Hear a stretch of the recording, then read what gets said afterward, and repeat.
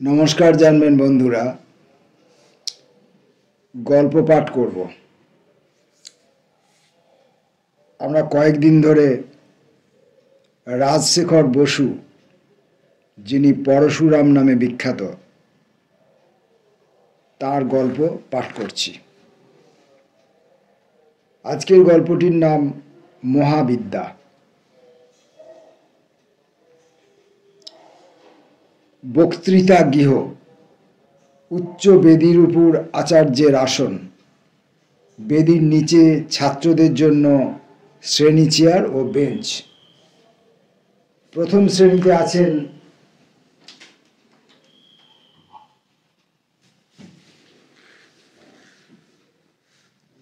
হমরাও সিং মহারাজা, চুমরাওয়ালি নবাব, ক্ষুধীন্দ্র নারায়ণ জমিদার, mister grab বণিক, mister howler সম্পাদক ইত্যাদি। দ্বিতীয় শ্রেণীতে মিস্টার গুহা রাজনীতিজ্ঞ, নিতাইবাবু সম্পাদক, প্রফেসর গুঁই অধ্যাপক, রূপচাঁদ বণিক, লুটবিহারী ইনসলভেন্ট, গাট্টালাল গেঁড়াতলার সর্দার, তেওয়ারি জমাদার ইত্যাদি। এই গেল দ্বিতীয় শ্রেণী। তৃতীয় শ্রেণীতে মিস্টার গুপ্তা বিশেষজ্ঞ, সুরেশচন্দ্র নতুন গ্র্যাজুয়েট, নীরেশচন্দ্র ওই, দীনেশচন্দ্র কেরানি ইত্যাদি। চতুর্থ শ্রেণীতে পাঁচু মিয়া মজুর, গবেশ্বর মাস্টার, কাঙালিচরণ নিষ্কর্মা, আরও অনেক লোক। তাহলে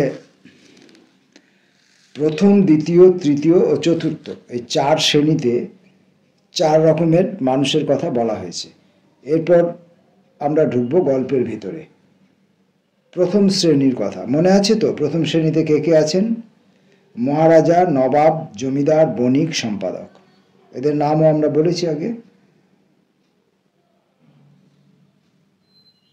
মিস্টার গ্র্যাব, হ্যালো মহারাজা, আপনিও দেখছি ক্লাসে জয়েন করেছেন। হমরাও সিং, হ্যাঁ, ব্যাপারটা জানবার জন্য বড়ই কৌতূহল হয়েছে। আচ্ছা, এই জগৎগুরু লোকটি কে? গ্র্যাব, কিছুই জানি না। কেউ বলে এর নাম ভান্ডার লুট, আমেরিকা থেকে এসেছেন। আবার কেউ বলে ইনি প্রফেসর ফ্রাঙ্কেনস্টাইন। ফাদার ওব্রায়েন সেদিন বলছিলেন লোকটি ডেভিল হিমসেলফ, স্বয়ং শয়তান। অথচ রেভারেন্ড ফিক্স বলেন ইনি পৃথিবীর বৃহত্তম ব্যক্তি, বিজ্ঞতম ব্যক্তি, একজন সুপারম্যান।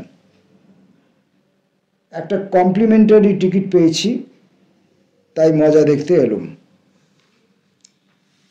মিস্টার হাউল, আমিও একখানা পেয়েছি। হোমরাও, বটে, আমরা তো টাকা দিয়ে কিনেছি, তাও অতি কষ্টে। হয়তো জগৎগুরু জানেন যে আপনাদের শেখবার কিছুই নেই, তাই কমপ্লিমেন্টারি টিকিট দিয়েছেন। ক্ষুধীন্দ্র নারায়ণ, শুনেছি লোকটি নাকি বাঙালি, বিলাত থেকে ভোল ফিরিয়ে এসেছে। আচ্ছা, বলশেভিক নয় তো? চমরাওয়ালি, না না, তাহলে গভর্নমেন্টে লেকচার বন্ধ করে দিতেন। আমার মনে হয় জগৎগুরু তুর্কি থেকে এসেছেন। হাওলার, দেখাই যাবে লোকটিকে। এবার আমরা পড়ব দ্বিতীয় শ্রেণীর কথা। দ্বিতীয় শ্রেণীতে কে কে ছিলেন? রাজনীতিজ্ঞ ছিলেন, সম্পাদক ছিলেন, অধ্যাপক ছিলেন, বণিক ছিলেন, ইনসলভেন্ট, গেঁড়াতলার সর্দার এবং জমাদার, এরা কয়জন ছিলেন ইত্যাদি বলা আছে, মানে আরো হয়তো কেউ কেউ ছিলেন। আচ্ছা, দ্বিতীয় শ্রেণীর কথা। নিতাই বাবু জগৎগুরু কোথায় উঠেছেন জানেন কি? একবার ইন্টারভিউ করতে যাব। মিস্টার গুহা, শুনেছি বেঙ্গল ক্লাবে আছেন। রূপচাঁদ, না না, আমি জানি পগেয়াপটিতে বাসা নিয়েছেন। লুটবিহারী, আচ্ছা, উনি যে মহাবিদ্যার ক্লাস খুলেছেন সেটা কি? ছেলেবেলায় তো পড়েছিলাম কালী, তারা, মহাবিদ্যা, প্রফেসর গুঁই। আরে সে বিদ্যা নয়, মহাবিদ্যা কিনা সকল বিদ্যার সেরা বিদ্যা, যা আয়ত্ত হলে মানুষের অসীম ক্ষমতা হয়, সকলের উপর প্রভুত্ব লাভ হয়। রূপচাঁদ, এখানে তো দেখছি হাজারো লোক লেকচার শুনতে এসেছে, সকলেরই যদি প্রভুত্ব লাভ হয় তবে ফরমাস খাটবে কে? গাঁটটা লাল। এই জন্যে ভাবছেন? আপনি হুকুম দিন, আমি আর তেওয়ারি দুই দোস্ত মিলে সবাইকে হাঁকিয়ে দিচ্ছি। কিছু পান খেতে দেবেন? তেওয়ারি, না না, এখন গন্ডগোল বাঁধিও না, সাহেবরা রয়েছেন। এবার তৃতীয় শ্রেণীর কথা।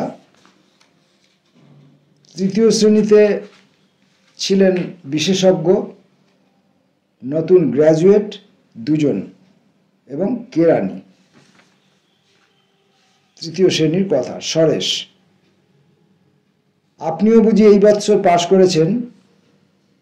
কোন লাইনে যাবেন ঠিক করলেন?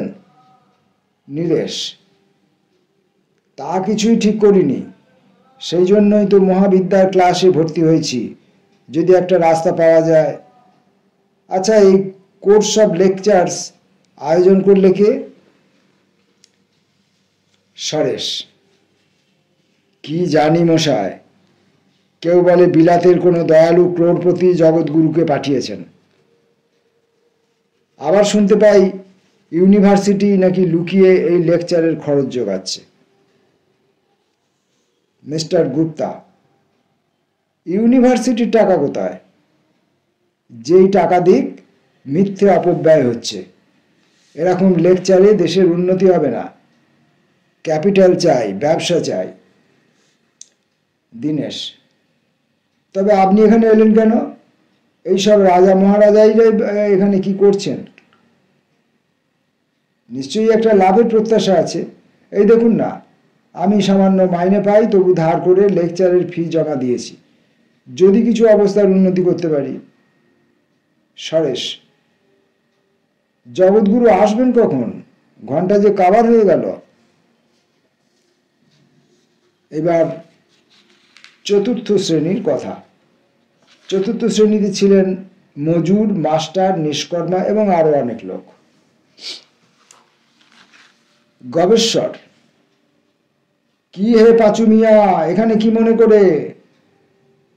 পাঁচু মিয়া, বাবুজি, 1 টাকা রোজে আর দিন চলে না, তাই থাড়ি আলোটা বেচে একটা টিকিট কিনেছি, যদি কিছু হদিশ পাই। তা আপনারা এত পিছে বসেছেন কেন হুজুর? সামনে গিয়ে বাবুদের সাথ বসুন না। কাঙালিচরণ, ভয় করে। গবেশ্বর, আমরা বেশ নিরিবিলিতে আছি। দেখো পাঁচু, তুমি যদি বক্তৃতার কোনো জায়গা বুঝতে না পারো তো আমাকে জিজ্ঞাসা করো। ঘণ্টার ধ্বনি। জগৎগুরুর প্রবেশ। মাথায় সোনার মুকুট, মুখে মুখোশ, গায়ে গেরুয়া আলখাল্লা। তিনি আসিয়া বহির্বাস খুলিয়া ফেলিলেন। মাথা কামানো, গায়ে তেল, পরনে লেংটি, ডান হাতে বড়াভয়, বাঁ হাতে সিঁধকাঠি। পট পট হাততালি। হমরাও, লোকটির চেহারা কি বিভৎস! চেনেন নাকি মিস্টার গ্র্যাব? গ্র্যাব, চেনা চেনা বোধ হচ্ছে। জগৎগুরু: হে ছাত্রগণ, তোমাদের আশীর্বাদ করছি, জগৎজয়ী হও। আমি যে বিদ্যা শেখাতে এসেছি তার জন্য অনেক সাধনা দরকার। তোমরা একদিনে বুঝতে পারবে না। আজ আমি কেবল ভূমিকা মাত্র বলবো। হে বালকগণ, তোমরা মন দিয়ে শোনো। যেখানে খটকা ঠেকবে আমাকে নির্ভয়ে জিজ্ঞাসা করবে। প্রফেসর গুঁই: আমি স্ট্রংলি আপত্তি করছি। জগৎগুরু কেন আমাদের বালকগণ তোমরা বলবেন? আমরা কি স্কুলের ছোকরা? এটা একটা রেসপেক্টেবল গ্যাদারিং। এই মহারাজা হমরাও সিং, নবাব চমরাও আলী রয়েছেন। পদমর্যাদা যদি না ধরেন, বয়সের তো একটা সম্মান আছে। আমাদের মধ্যে অনেকের 60 পেরিয়েছে। হাওলার: আপনাদের বাংলা ভাষার দোষ। জগৎগুরু বিদেশি লোক, আপনি তুমি গুলিয়ে ফেলেছেন। আর বালক কথাটা কিছু নয়, ইংরেজির ওল্ড বয়। ক্ষুদিন্দ্র: ভালো বাংলা জানেন না তো ইংরেজিতে বলুন না। গুঁই: যাই হোক, আমি আপত্তি করছি। মিস্টার গুহা: আমি আপত্তির সমর্থন করছি। জগৎগুরু সহাস্যে: বৎস, উতলা হয় না।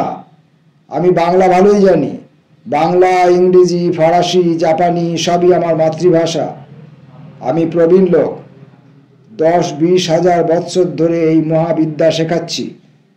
তোমরা আমার স্নেহের পাত্র। তুমি বলবার অধিকার আমার আছে। লুটবিহারী: নিশ্চয় আছে। আপনি আমাদের তুমি তুই যা খুশি বলুন। আমি ওসব গ্রাহ্য করি না। মোদ্দার শেষকালে ফাঁকি দেবেন না। জগৎগুরু: বাপু, আমি কোনো জিনিস নিই না, শুধু শেখাই মাত্র। যাও, তোমাদের দেখে আমি বড়ই প্রীত হয়েছি। এমন সব সোনার চাঁদ ছেলে কেবল শিক্ষার অভাবে উন্নতি করতে পারছো না। মিস্টার গুপ্তা: ভনিতা ছেড়ে কাজের কথা বলুন। জগৎগুরু: হে ছাত্রগণ, মহাবিদ্যা না জানলে মানুষ সুসভ্য, ধনী, মানী হতে পারে না। তাকে চিরকাল কাঠ কাটতে আর জল তুলতে হয়। কিন্তু এটা মনে রেখো, সাধারণ বিদ্যা আর মহাবিদ্যা এক জিনিস নয়। তোমরা পদ্যপাঠে পড়েছ, এই ধন কেহ নাহি নিতে পারে কেড়ে, যতই করিবে দান তত যাবে বেড়ে। এই কথা সাধারণ বিদ্যা সম্বন্ধে খাটে, কিন্তু মহাবিদ্যার বেলায় নয়।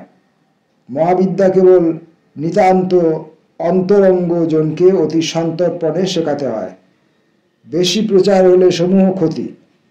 বিদ্যানে বিদ্যানে সংঘর্ষ হলে একটু বাক্য ব্যয় হয় মাত্র, কিন্তু মহাবিদ্যানদের ভেতর ঠোকাঠুকি বাঁধলে সব চুরমার।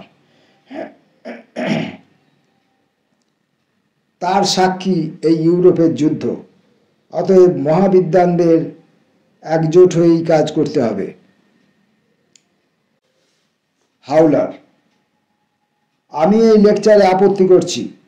এদেশের লোকে এখনো মহাবিদ্যালয়ের উপযুক্ত হয়নি। আর আমাদের মহাবিদ্যানরা দেশি মহাবিদ্যানদের সঙ্গে বনিয়ে চলতে পারবে না। মিথ্যা একটা অশান্তির সৃষ্টি হবে। গ্র্যাব: চুপ করো হাওলার।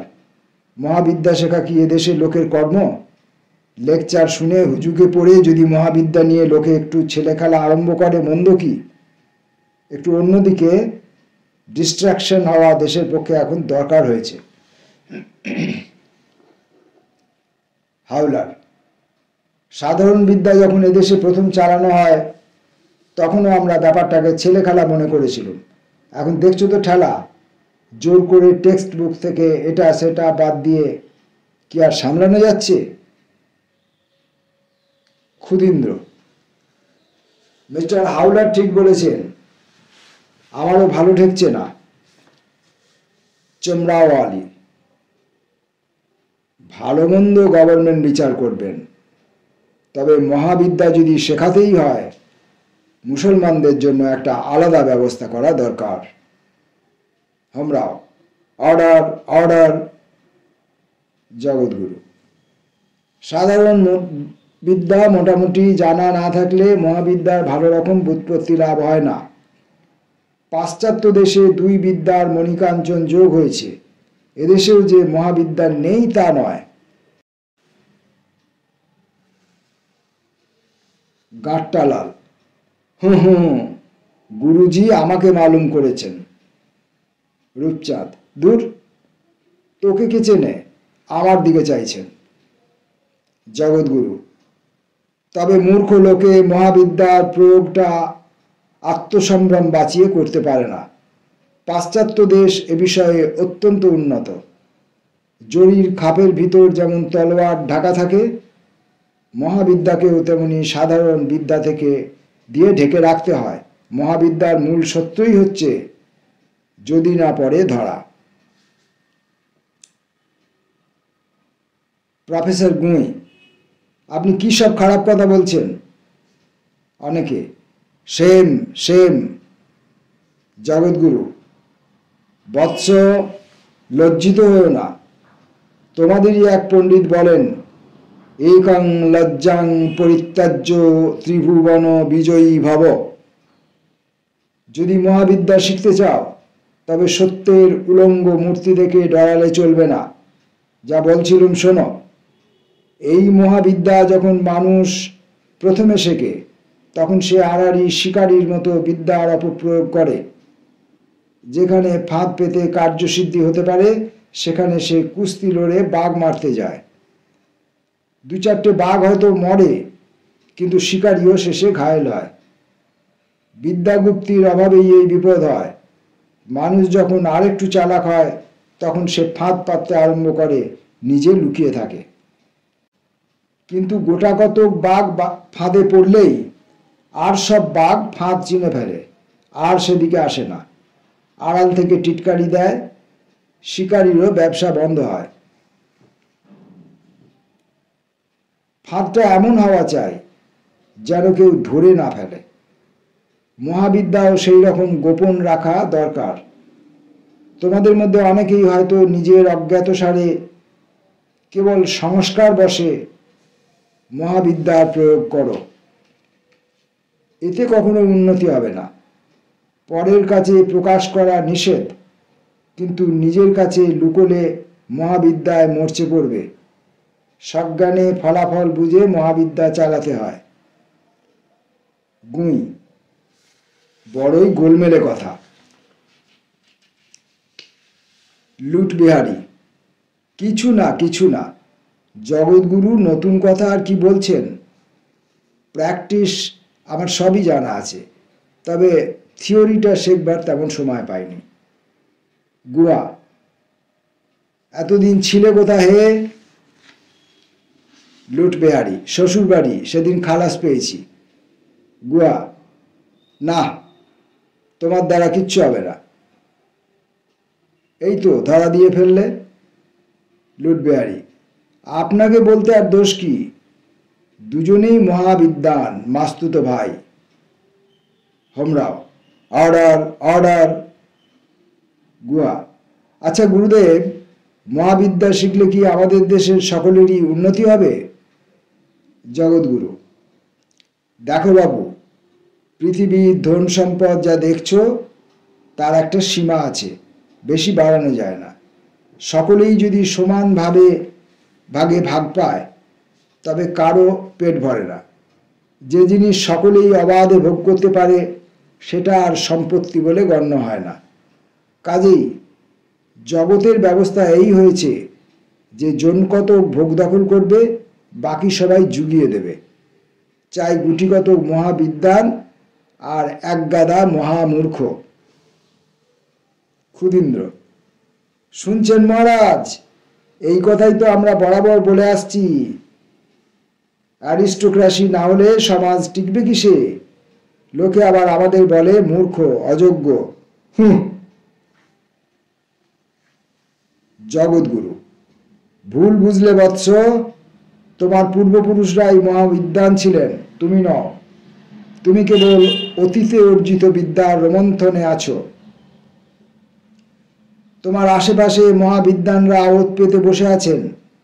যদি তাদের সঙ্গে পাল্লা দিতে না শেখো তবে শীঘ্রই গাদায় গিয়ে পড়বে। প্রফেসর গুঁই: পরিষ্কার করেই বলুন না মহাবিদ্যাটা কি? তৃতীয় শ্রেণী হতে। বলে ফেলুন স্যার, বলে ফেলুন। ঘন্টা বাজতে বেশি দেরি নেই। জগৎগুরু: তবে বলছি শোনো, মহাবিদ্যায় মানুষের জন্মগত অধিকার, কিন্তু একে ঘষে মেজে পালিশ করে সভ্য সমাজের উপযুক্ত করে নিতে হয়। ক্রমোন্নতির নিয়মে মহাবিদ্যা এক স্তর হতে উচ্চ স্তরে পৌঁছেছে। জানিয়ে শুনিয়ে সোজাসুজি কেড়ে নেওয়ার নাম ডাকাতি। ছাত্রগণ: সেটা মহাপাপ, চাই না, চাই না। জগৎগুরু: দেশের জন্য যে ডাকাতি তার নাম বীরত্ব। ছাত্রগণ: তা আমাদের দিয়ে হবে না, হবে না। হাউলার: বেলি রট। জগৎগুরু: নিজে লুকিয়ে থেকে কেড়ে নেওয়ার নাম চুরি। ছাত্রগণ: আচ্ছা, আমরা তাতে নেই। লুটবেহারি: কি গাঁটটা লাল, চুপ করে কেন, সায় দাও না। জগৎগুরু: ভালো মানুষ সেজে কেড়ে নিয়ে শেষে ধরা পড়ার নাম জুয়া চুরি। ছাত্রগণ: রাম কহ তোবা, থু। গুহা: কি লুটবেহারি, চোখ বুঝে কেন। জগৎগুরু: আর যাতে ঢাক পিটিয়ে কেড়ে নেওয়া যায় অথচ শেষ পর্যন্ত নিজের মান সম্ভ্রম বজায় থাকে, লোকে জয় জয়কার করে, সেটা মহাবিদ্যা। ছাত্রগণ: জগৎগুরু কি জয়, আমরা তাই চাই। গুই: কিন্তু কেড়ে নেওয়া কথাটা একটু আপত্তিজনক। লুটবিহারী: আপনার মনে পাপ আছে তাই খটকা বাজছে। কেড়ে নেওয়া পছন্দ না হয় বলুন না, ভোগা দেওয়া। গুই: কে হে বেহায়া তুমি, তোমার কমন সেন্স নেই। জগৎগুরু: বৎস, কেড়ে নেওয়াটা রূপক মাত্র। সাদা কথা এর মানে হচ্ছে সংসারের মঙ্গলের জন্য লোককে বুঝিয়ে সুঝিয়ে কিছু আদায় করা। লুটবেহারী: আমার তো সবে একটি সংসার, কিছু আদায় করতে পারলেই ছচল বেচল। নবাব সাহেবের বরঞ্চ হোমরাও, অর্ডার। গুঁই: দেখুন জগৎগুরু, আমার দ্বারা বিবেক বিরুদ্ধ কাজ হবে না, কিন্তু ওই যে আপনি বললেন সংসারের মঙ্গলের জন্য, সেটা খুব মনে লেগেছে। ভগবানের কাছে প্রার্থনা করি। লুটবেহারী: মশাই, ভগবান বেচারাকে নিয়ে যখন তখন টানাটানি করবেন না, চটে উঠবেন। নিতাই: আচ্ছা, সকলেই যদি মহাবিদ্যা শিখে ফেলে তাহলে কি হবে? জগৎগুরু: সে ভয় নেই। তোমরা প্রত্যেকে যদি প্রাণপণে চেষ্টা করো তাহলেও কেবল 2-4 জন উতরাতে পারো। সরেশ: স্যার, একবার টেস্ট করে নিন না। জগৎগুরু: এখন পরীক্ষা করলে বিশেষ ফল পাওয়া যাবে না, অনেক সাধনা দরকার। নীরেশ: কিছু মার্কও কি পাবো না? জগৎগুরু: কিছু পাবে বই কি, কিন্তু তাতে এখন করে খেতে পারবে না। নীরেশ: তবে না হয় আমাদের কিছু হোম এক্সারসাইজ দিন। জগৎগুরু: বাড়িতে তো সুবিধা হবে না বাছা, এখন তোমরা নিতান্ত অপগণ্ড, দিন কতক দল বেঁধে মহাবিদ্যার চর্চা করো। ক্ষুধীন্দ্র: ঠিক বলেছেন। আসুন মহারাজ, আপনি, আমি আর নবাব সাহেব মিলে একটা অ্যাসোসিয়েশন করা যাক। প্রফেসর গুঁই: আমাকেও নেবেন, আমি স্পিচ লিখে দেব।